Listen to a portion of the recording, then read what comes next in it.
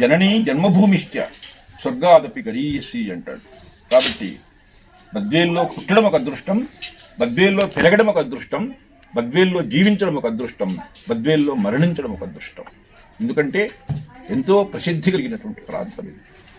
అటువంటి బద్వేలు పట్టణంలో నేను బద్వేలు హై స్కూలులో 17 సంవత్సరాలు ఉపాధ్యాయ వృత్తిని నేను నిర్వహించాను. ఉపాధ్యాయ వృత్తి అంటే దేశంలో అన్ని పదవుల కంటే అత్యున్నతమైన పదవి ఉపాధ్యాయ వృత్తి. నేను బద్వేలు హై స్కూల్లో పనిచేసేటువంటి సమయంలో మరి కుంకుల రాంబాబు నా దగ్గర విద్యార్థిగా చదువుకున్నాడు.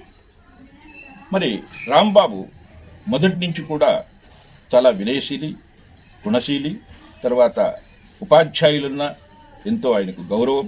మరి సాధారణంగా ఏం కోరుకుంటామంటే శిష్యాదిచ్చేది పరాజయేత్ అంటాడు. సద్గురువు ఏం కోరుకుంటాడంటే గురువు కంటే గొప్పవాడు కావాలి శిష్యుడు అని కోరుకుంటాడు.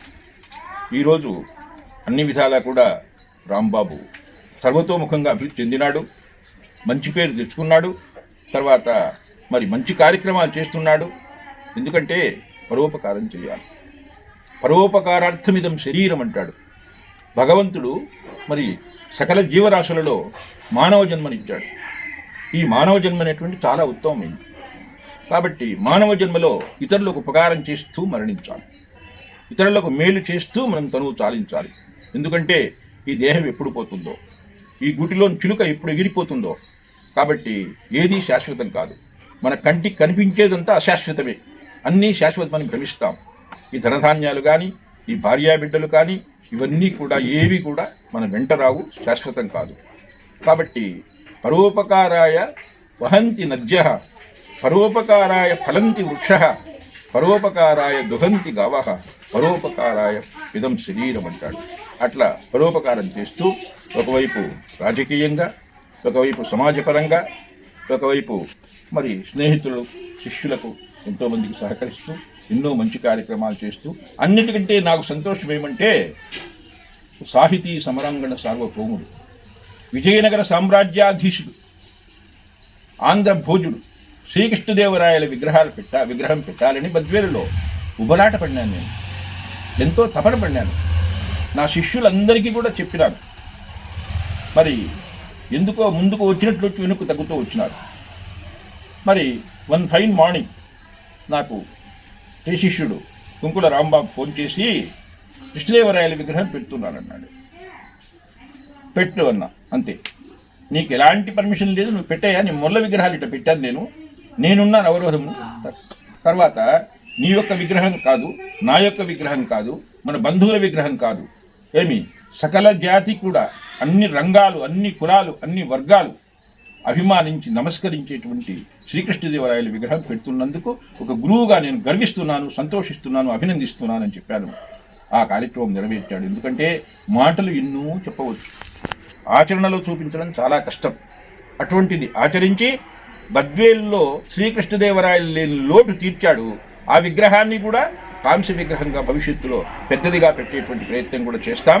ఎందుకంటే శ్రీకృష్ణదేవరాయలు లేనిది అసలు చరిత్ర లేదు, అసలు ప్రబంధాలు లేవు, దేవాలయాలు లేవు, మన సంస్కృతి లేదు, సాంప్రదాయం లేదు, చరిత్ర లేదు, శాసనాలు లేవు, ఏమీ లేవు. ఒకవైపు సుపరిపాలన అందిస్తూ ప్రజలను చల్లగా పరిపాలిస్తూ ఆయన ఒకవైపు కళలను, కవులను పోషించినాడు. అష్టదిగ్గజ కవులు అనేటువంటి కవులను పెట్టుకొని ఆయన బ్రహ్మాండంగా పోషించి వాళ్ళను ఆదరించాడు. ఈ రోజుల్లో నేను ఒక 10 పుస్తకాలు రాస్తే నా డబ్బు ఖర్చు పెట్టి నేను ప్రింట్ చేసుకొని నేను అచ్చు వేయించి నా పుస్తకాలు చదవండయా అని ఇచ్చేటువంటి దుస్థితి దాపురించింది. ఆ రోజులలో పుస్తకాలు వ్రాయించాడు, అట్లే పుస్తకాలు అచ్చు వేయించాడు, కవులను పోషించాడు. అట్లే ఆంగ్లేయుడైనటువంటి CP Brown, Charles Phillips Brown మన తెలుగు భాషకి ఎంతో సేవ చేశాడు. అటువంటి మహనీయులను పోషించినటువంటి ప్రాంతం ఈ ప్రాంతం.